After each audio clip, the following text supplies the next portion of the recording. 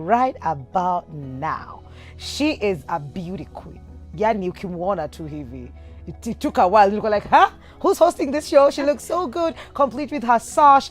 Yani, beauty queen, a mom of 3, and today we're here talking about, being a mom with kids who have special needs. Sylvia, welcome to the show. You look gorgeous. Thank you very much. Atimendiko Miss Nani? Miss Africa, United Nations. MS, not MISS. Oh, okay. Just checking. No, because everyone assumes it's a Miss. Yes. But yeah, of course with kids, It's a miss with MS. MS. Yes. Karibu sana. Thank you very much, Mikali. There's so much to talk about. I hope we have the time. I hope so. But I think we'll just dive in with, you being a mom. And I don't think there's anything that prepares us for the child. And we are told, you mama, you need to be loving, you need to, but now having a child or, becoming a mother and having a child with special needs, I don't think we're prepared for that. Nobody tells us. No one ever even mentioned this. Nobody. You never even think it until now it lands in your laps, and then it's like a crash course, Like you're being told, okay, this is the plane, let's fly, we're going to Miami, and you're looking at all those controls and like, no idea. Where do I start? What do I do, So that's how it feels. That's how exactly. How old were you when you got your first one? My first child, I think 21. 21. So when you they were say also very young. Yeah, no, but you see, they always say, oh, your ovaries this, CG when you give birth they later. say they're powerful. So, that's the thing. I'm worried at 32 now. I'm younger too. Oh, Mikali. Really? It's about time, So at 21, that's not even like it's not 22. even 22. Yeah, because I was married at 21. Yeah. So 22, yeah. Nobody prepares you for that. And you don't even expect it. No, my firstborn is perfectly okay, actually. I got my firstborn. I lost one in between, got my secondborn. It was a normal pregnancy until now, last minute. The only sad thing is like I'm a workaholic, like nobody's business. So sometimes I blame that for all of this. Then after that, you're like, okay, something's not right. You always know how you raised your first child and how milestones were met and stuff like that. Then you get this baby and he was so handsomely beautiful. And you're like, I wish you were a girl, but then you're like, okay, this is what God gave me. Focus. Embrace it. And then I started noticing like he was shivering. We had so many gastro issues, like issues with the stomach. He had jaundice. He had reflux, like, the way when you go to clinic and they hit the knee and then he jacks. Yes. So like he's even before, so it's called like, it was high reflex. Okay. His reflex was quite high. But then then he was lactose intolerant. That means also I couldn't take milk because I was breastfeeding. There was just too many complications. Then my dad is like, hey, you've noticed your son's head is not quite stable as yet. You're so preoccupied with all these other things. Adjusting, because it was that I got him through CS. You're adjusting to that life. You haven't been here before. And then one day I go to the doctor, I'm like, why does my son look like he's shaking and he's quite warm? Then the doctor's like, it's just a habit, maybe it will end. Like, a habit, yeah. And I'm like, okay, that's weird. Then one day, full blast convulsions, kifafa. Yes. So I'm a mom, I'm like, this child's eyes have rolled back, he's shaking, he's shivering, he's all stiff. I have no idea what to do. I just cramped. And like now my then husband came into the room and we were like, okay, what's going on? Then I called now the doctor and I'm like, this is what is happening. I have no idea what to do. So you just turn him to the side, and because we're always told put a spoon, which is the wrongest thing. Do it. Never. That needs to be changed, because actually you can actually harm a child at that point, because they do it differently. So we waited it out. At that time you're not driving, you're not what, and then, hey, Lord Jehovah. But anyway, we just went to the doctor because you have no idea what's going on. So checks, what you're told, you need to do a CT scan, you need to do all these scans, and you're just looking at your financials. At that time, you're still hustling. And you're like, where on earth? Some of these things I'd never heard of in my life. MRI, I don't know, brain scan, and then EEG. It is a lot. So like that's when now life starts taking a plunge to a direction you have no idea. So this was around, this thing started earlier, so he was put on medication. Then now we were like, okay, let's pace this, investigations, because you at that time, did I even have insurance? Could I afford insurance? Because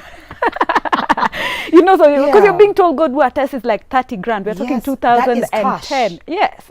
No one is negotiating with you, my dear.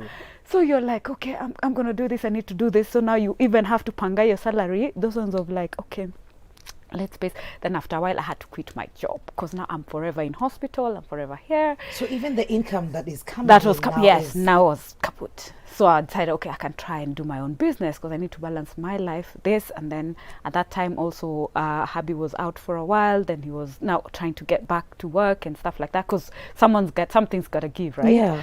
And then then you're told, okay, there is some brain in his head that was not up to par. But now the part that I didn't tell you was when I was giving birth, what actually prompted, I was working on a project that was very intense, so it was very stressful when I was pregnant. So he came preterm like a month in advance. Okay. So my waters partly drained. You know the way you wake up and you're like, because my first child, my waters were broken, so I'd never experienced that story of like, oh, your water's broken. So I just dashed to my boss lady and I'm like, I think I've seen a spot on my chair, what could be wrong? So I just called her, like, meet me here, we're going to Hussein now. That was at like 8 p.m. I just signed off that TPS Serena project because I was handling all the graphics and whatnot.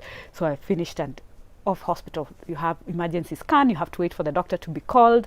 Then you're told, okay, the waters have drained. We give it time, we see if it's going to fill back in, and then we see. You stay days, then you're like, okay, nothing is happening, this baby has to come out. Yeah. So then that injection for making their lungs, you know. Then we start induction. I was inducted like 3 times, nothing. Actually, the last 2, my induction was going in reverse. Huh? You know the way, like, oh yeah, it gets intense. Up. No, I was not opening, nothing. It was just like intense, disappeared. So they were like, Chickdee, now we just have to reel you in. You know those times you're being told you need consent. Then you remember you budgeted, you may budget normal delivery, or being told CS is this much, then that's when you start saying all your Hail Marys and counting. And the baby has to come. The baby has to come. It has to be now. And then you're being told, like, you have an hour to make up your mind. Yes, because it was in the evening, because the doctor... So what if I choose not to go that direction? It's not like there's no option. It's a matter of life and death. Yeah. Exactly. You're being told, you choose you or your child dying, or us doing this and trying to save either. Or both. Because you see, remember, I've said this whole time, the water hasn't regenerated. Yes. The baby's already tired from that, inductions and stuff like that. So those are some of very tough decisions after. You can imagine after going through labor, the way it's painful, because it was like the pain was real. Chic. Anyway, so we made the decision, let's reel in. I'm like, can we go in together? I told them no. So you go in, knock out. Then I wake up and I'm like, okay, what happened? What I'm told, okay, the baby came, it's a boy, and he's in HDU. And you're like, oh, what? He was like, yeah, he had difficulties in breathing when he was born, so yeah, we had to put him in the incubator. I was like, okay. So that time you're like, the way you wake up first and you're like, okay, something is funny. Then you wake up, then you're like, I was pregnant. Oh yeah, reminder, this is what happened. That pain of, I can't sit, I can't. So the next day my daddy comes. My dad has always been my hero, number one at scene, like first thing in the morning, 6 a.m. He's always there. So, and then I was like, I woke up now at like 2. I'm like, Dad, I need to see my son. Then he showed me a photo. I'm like, okay, is he okay? He's nani. So I could see it like he was on all this. Then I asked, could I see him? I tried to get off my bed. I knocked out, like my world went on a spin. I couldn't focus. I couldn't think. It's like, if you've ever done deep diving, when you go so deep under that pressure. Yes. I was induced like a blackout. So I reacted to the medication for anesthesia. Yes. So I'd reacted to that. I didn't know. Because then now I woke up again. I'm like, I have to see my son. Because when I was actually I was told he can't come out unless you go see him. So I was knocked off. So I had to see him now. You can imagine now this is like hours. Like later. Day 3 now is when I'm able to. So I was like, just bring him to me. See, they tried to remove the baby from the nini. He turned purple back. Yeah, trust you me. So that was the beginning before all this other drama of jaundice and whatnot that came after. So that process, the point is, during that process of during delivery and those first 5 years are very crucial when it comes to special needs, because something small can just turn the life of your child. You imagine how the child is handled, that pre-labor situation. Those are some of the things that actually sort of like affect, because you see special needs, and in particular neurodevelopmental disabilities. Can I say that slower? Ooh, girl.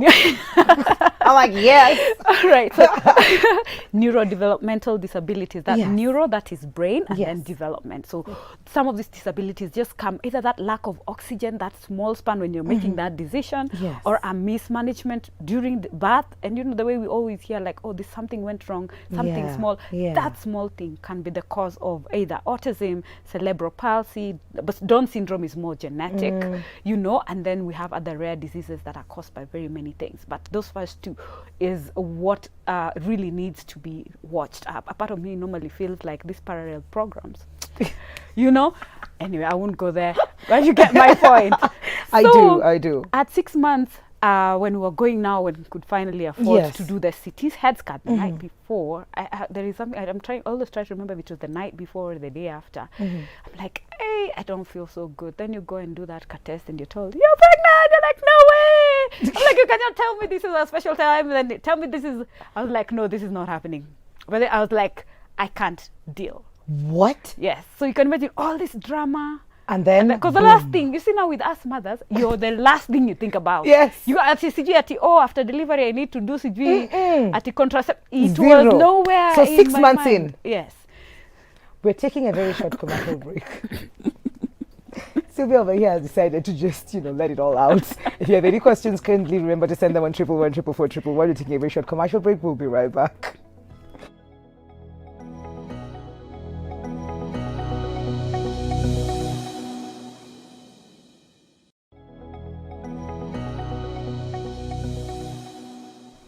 Welcome back to Full Circle with Mukali, with the beauty queen herself in the building, and we're talking about, having kids or raising kids who have special needs.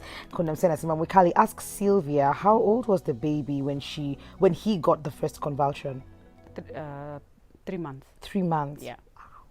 Hi Mukali, loving the discussion today. They are all very positive. I have a question for Sylvia. She's so pretty. I agree.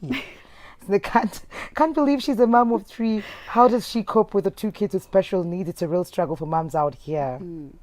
So we've just even covered just the baby number 1. How it comes. Now we are here. We don't even have the money for these scans, and boom, I think we're pregnant. Exactly. And you're like, how am I going to deal with this? Actually, in all honesty, I went to my mom. First, it was my friend, and I'm like, I can't deal. At that time, you have to be okay with it yourself before you even start telling. So I'm like, I'm looking at this child and all now the new terms and conditions after the diagnosis. Remember, we still don't know he's autistic. We just know he has a convulsive disorder. Yes. So you're put on daily medications, and you're told that these are the side effects, and you're like, okay, let's try adjust. Then you're told now you have to stop breastfeeding. You're thinking, what is it gonna? He's lactose intolerant. He's like, now special diet for 6. Stress yote hata maziwa ilienda peke yake. Oh goodness. So that I told you pregnant, and I'm like, Mom, I can't handle me. I think, in all honesty, let me just get that consent to just get rid of this one so that I focus on this. My mom is thinking the way, culturally you've been blacklisted for having girls, because there are 3 girls, 1 boy. Like, give birth, please, and give me, I will. Oh my God. So moms are always like that, though. No, but it's hard. People don't get the level of pressure that you can be handling at that time. Yeah. And at that time, we had separated for a while. So the second time. So marital issues, special needs child. You're pregnant. Yeah. I was like, okay, this is just a bit too much for me. So I told my friend, she's like, whatever decisions you make, I will support you. That was my best friend. And I prayed about it, and I was like, okay, God, you have a reason as to why you're giving me this baby. And actually, I'd like to say happy birthday to my son, Bradley, because today is his birthday. So I kept him, and he's been the light of my life, joy. Like, he's the most loving, joyous human being ever. He is just happy birthday, Bradley. Happy birthday, Bradley. I hope he's awake. But yeah, he's been a light. I know why God gave me that child now. I didn't know then, but I appreciate that decision that I made at that point to keep this child, because there are moments in times when I don't even know I'm low and I'm sad. But that special, special children have their own special gifts. Yes, He'll come hug me and just say, Mommy, are you okay? He loves that statement. Are you okay? Okay, Mommy, I love you. And he will go. What? And that's it. And that's Brad for you. Everyone is my friend. He's huggy. He's, all the emotions, that positive vibes that you need in one. Yes. So, awesome birthday. So I gave birth while still adjusting to this other life. And I had to quit my job, I told you. So now I have a new business. I have a new baby. I have a marriage I'm trying to fix.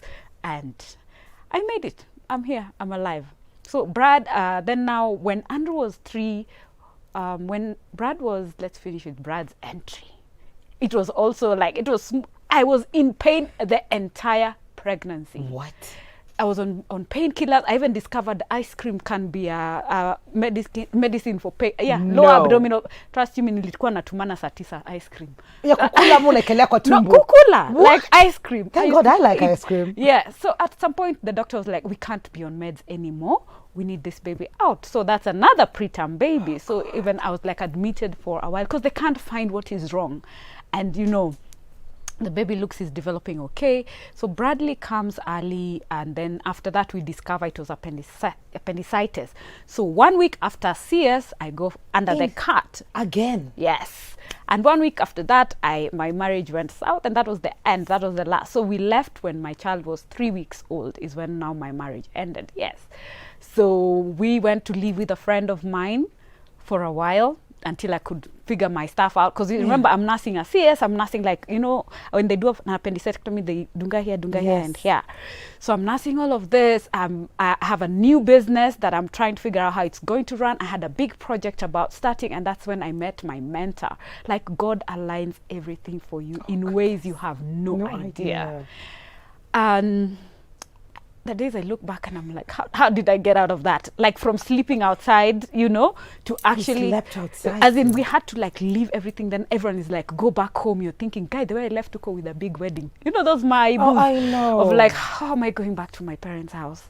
And me being the go-getter that I am, I was like, okay, I need to make this work. So I was like, can you host us for a while? Like, yeah, a week tops, I should have figured myself out.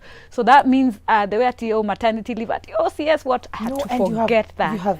You a 3-week-old child. Yes. And the other one also needs you. Child. And a special one. That time I was like 40, I was like, no. And then my body, was it? No, this time is not. When after Andrew is when my body ballooned. Like I couldn't tell if it was water retention, but I was the fattest ever.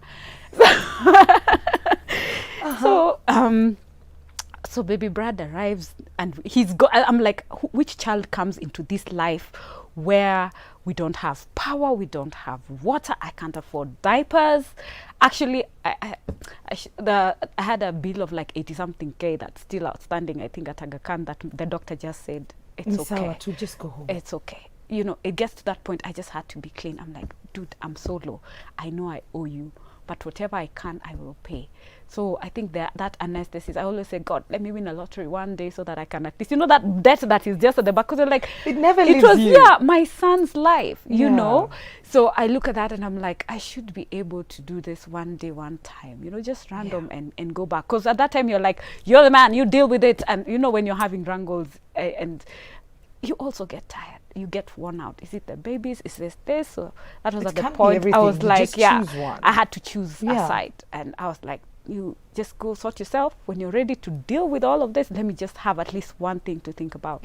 And that's how baby 2 came. And a few years later, he's also not, Andrew this time is not catching up his milestone. He's not walking, he's not talking. He had eye contact at least. Then I'm like, okay, maybe Brad is also, because now as they're growing, Brad also now is slow. Then when I did assessment for Andrew to actually know if he's autistic or not, because someone whispered, then I'm like, okay, let's go do like assessment. Then you're told, yeah, definitely autistic. He needs this, he needs therapy, he needs this. No, I've never heard of the word autism in my life, chick. I only knew, you know, when you're being told now it's autism and then you have the convulsive disorder. And this convulsive disorder, you told your child will be on medication for the next at least bare minimum 5 years. Unless he does 2 years without having an episode, then now you can start withdrawing the medication. Then now you're telling me, when I went now to take him, then the assessor is like, can I also check this on? I'm looking at him like, what are you trying to talk? Don't do it. You know, like, please, let's not even go there. You know, like, I have enough on my plate. Oh, God. Then I was like, okay, let's just watch them. Then you're like, tendencies, let's give him another 1 year. Another 1 year. You know, the way you meet someone random, I'm like, I'd like to assess. Then you go. Then you're like, I can see, because I was redoing the assessment. You know, you pray and you're like, God, this thing will go away. And you're like, I can do everything. Because I even put him in a regular school and it's just not going away. And you can tell, like, he's not social, because part of the Nini is they have a difficulty socializing. He'll always be at that corner on his own. He has an addiction to like sticks. He started my son called me mom when he was 5. I waited 5 years to hear that word, mom. 5. What? So there are moments and the things that parents typically take for granted. Waiting for that child to just wake up and walk. because one of the episodes of the convulsions, he had started crawling, you know, he had made some progress. Then we had one very bad convulsion. And you see, the thing with convulsions is like they kill the brain cells. So, and if it continues for too long, it can lead to death. Yeah. And the worst case is there is the time that it went on for like a whole, we had moved out trying to rebuild a life. This one morning, he just starts. On the day elections for the first time UK ran, I'll never forget that day in my life, because I'm hustling, trying. I had even evacuation notices. You know, those ones of you can't hack. I used to have 1 meal a day so that the boys have, because now they need like none. Because for my second born, with all this drama, akukuwa na maziwa raw safi. I couldn't produce. I lost weight. I was 48 kilos.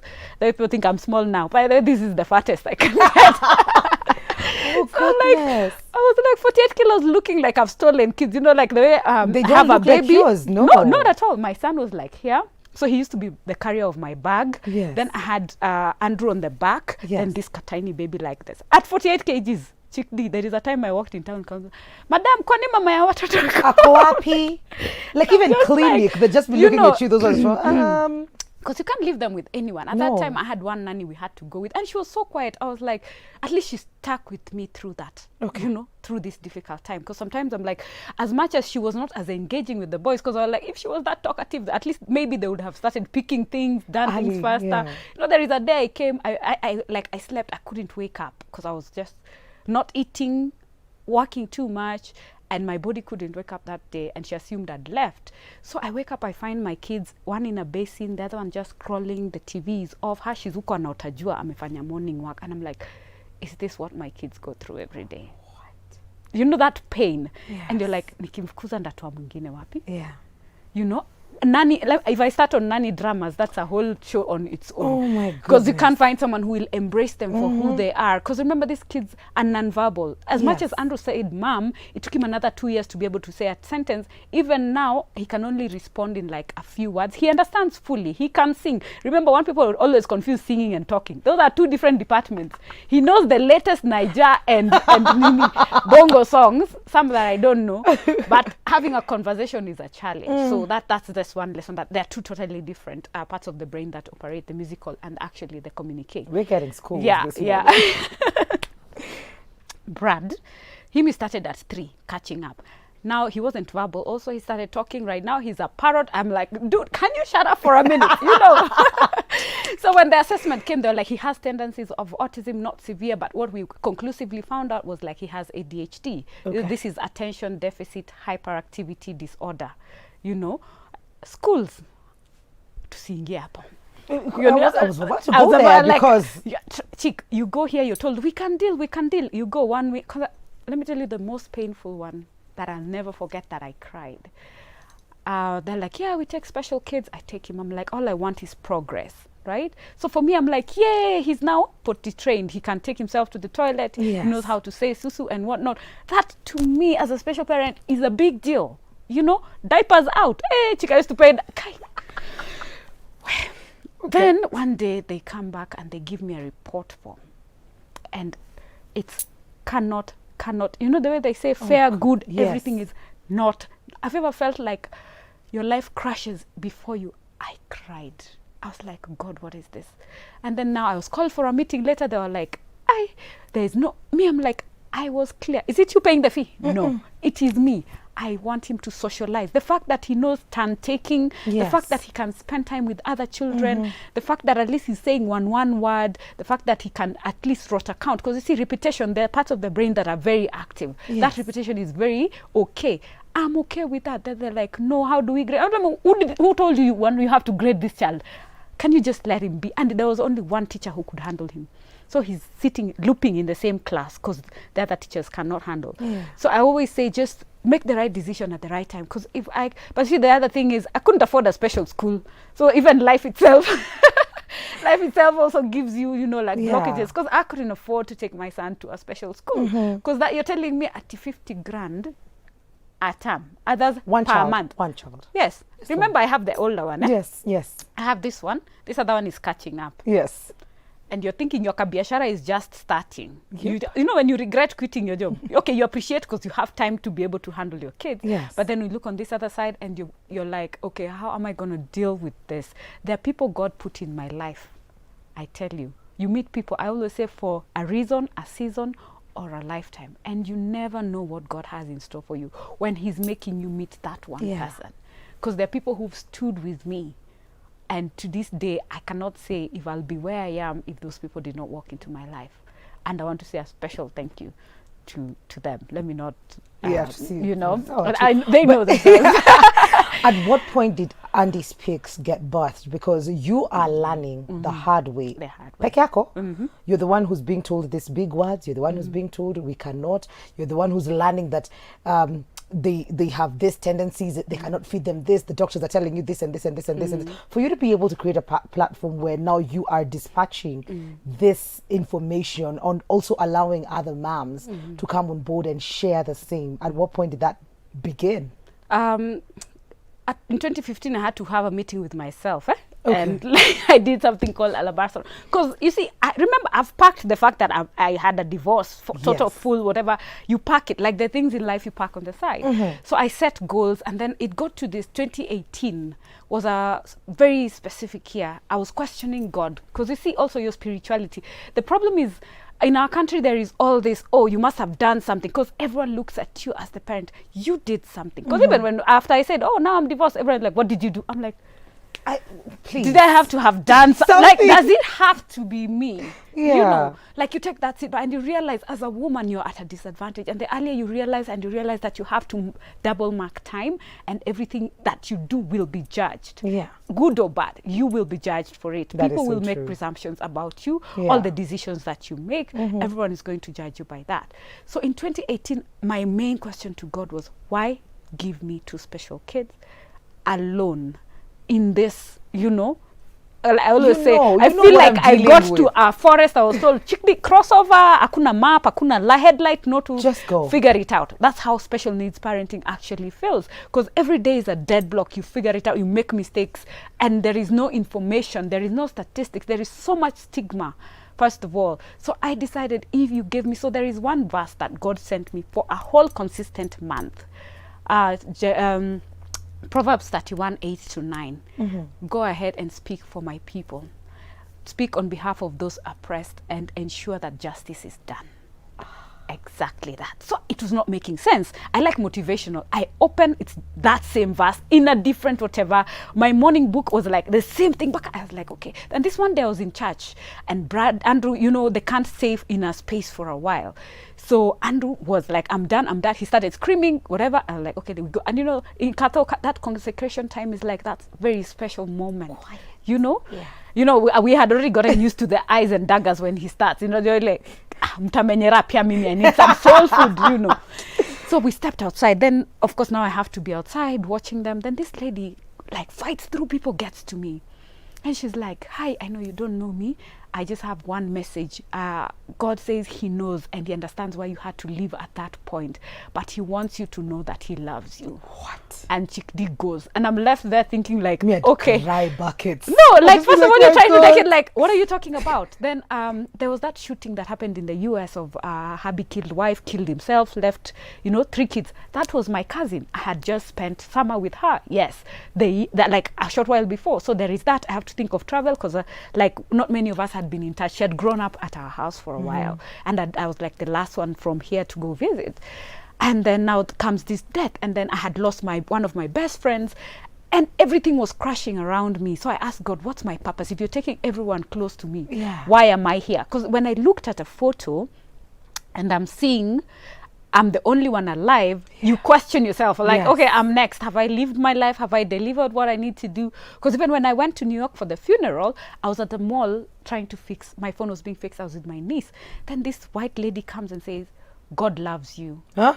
I turned, she's gone. Ask my niece, did someone like, yeah, there is a lady who just came and left. And I'm like, okay, now this is getting weird and scary. Yeah. So I came back, I told, because I mixed my birthday, my sister's wedding, then I came back and I told my mom, I think I can't handle this. It's just too much. Because even when I came back and a friend of mine died, so I was like, I need time. So these are the kids, this is the nanny. I went to meditate with my sis. She's in the UK. And everywhere I met a special needs teacher. A special needs what? You go even back to a party.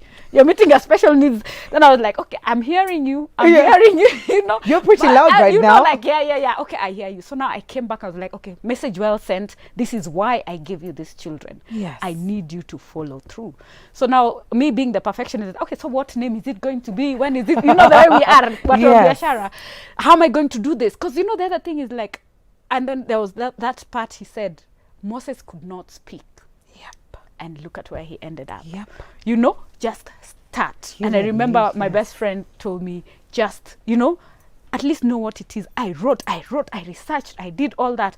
The eve of 2019, Daily Nation did my story. And they said, my son first called me mom at 5. Then that's when now the word came, Andy speaks. Yeah, because he actually spoke. Yes, he actually spoke. So I was like, so Andy speaks for the rest of his kind, the rest of the children who cannot speak for themselves. Yes. I will speak for the mothers who don't know what is going on in their lives. So that's where the name Andy Speaks for Special Needs Persons came from. God, I have goosebumps. And my time is running out. My time is running out. And what happens on this particular platform? So for anybody who's watching and they'd like to be part of it, they're confused and they do not know, or just looking for information, maybe even another woman to just talk to. Yeah, I all trust it. It's my daily. My DM is always, I need. And so what I did towards that, I've set up a platform. I'm trying to consolidate all these, you know, those dead blocks of school, hospital, therapists. Because you know, you start being told you need therapy. You've never heard of the word therapy in your life. But now you have to make it happen. Yep. So I'm consolidating all this. So I started a website. It was my 35th birthday present to all special needs fraternity. Yes. So I opened a site called Special Needs Info Hub, where we're trying to put the correct definition, the signs and symptoms, the different types of the neurodevelopmental disabilities for parents to be able to access. And as Andy Speaks, we are the ones who will sit in that BBI platform and say, okay, our kids exist. They're not being, you know, when they call for amendments of bills, we try and voice for our children. Because you see, if you don't walk our journey, you have no idea what we're going through. So we are the voice of our special needs children in all the matters, policies for health, education, social protection. Because when I did my research UK, their social protection is like way over here. I think at Sidani tumeanza. So you're there like representing the rest of the parents with government, with stakeholders, with parastatals. Actually, just last week we were setting, I was honored to be called by the Ministry of Education and KISE to give input of how do we want our children to go back to school. Can it actually happen? Because you see, for you as a policy maker, you have the general skeleton. If you ask me, because when I sat there, that's when you see, it opens your eyes like, these guys cannot see this, you know, because but you get to understand, if someone doesn't walk it, they will no idea what the challenges Sylvia, you need to come back. We need to have a Q&A where there's so many questions, there's so much love for you on social media, and maybe we'll just take a look at it when you get out of the studio. All right. But kuna love mingi sana, naweza sema tu maybe SMS more just ndio boys.